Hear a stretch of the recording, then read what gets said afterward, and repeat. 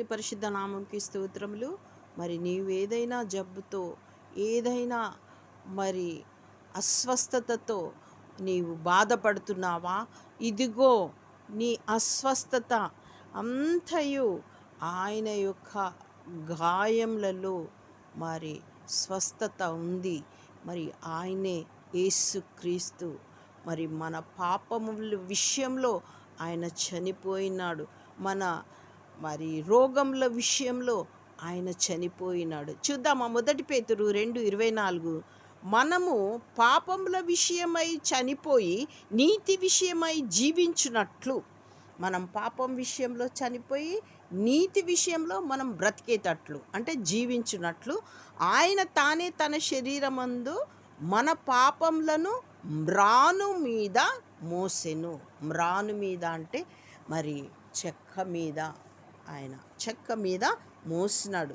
ఆయన పొందిన గాయముల చేత మీరు స్వస్థత నొందితిరి. అంటే ఆయన గాయాలులో మనకి స్వస్థత పొంది ఉన్నాం ఆల్రెడీ.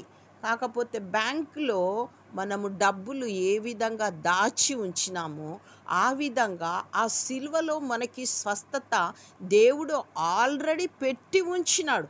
ఆ సిలువ దగ్గరికి ఎవ్వరు వచ్చినా, ఎవ్వరు ప్రపంచములో మరి ఏ భాష, ఏ మతము, ఏ స్త్రీ కానీ పురుషుడు కానీ భేదము లేకుండా పసిపిల్లలు, వృద్ధులు ఎవరైనాను మరి అస్వస్థత అంటే జబ్బుతో ఉంటే ఆయన సిలువ రక్తమును నువ్వు విశ్వసించిన ఎడల నీకు స్వస్థత కలుగుతుంది. అంటే బ్యాంకులో నుంచి నువ్వు డ్రా చేసుకున్నట్టు స్వస్థత నీకు ఆల్రెడీ ఆ సిలువలో మరణించినటువంటి ఆయన యొక్క చేతి గాయంలో ఆల్రెడీ స్వస్థత ఉంది. ఆయనని మరి నీవు అడుక్కోవాలా. ఎవరైతే రోగంతో బాధతో బాధపడుతున్నారో, జబ్బుతో బాధపడుతున్నారో వారు దేవా నీ గాయపడిన హస్తము నా మీద చాపి స్వస్థపరచు అని ఒక చిన్న ప్రార్థన చేస్తే ఆ జబ్బు పోతుంది. అది నీ విశ్వాసము ద్వారా జరుగుతుంది. ఆయనను విశ్వసించిన ఎడల నీకు ఆ కార్యము జరుగుతుంది.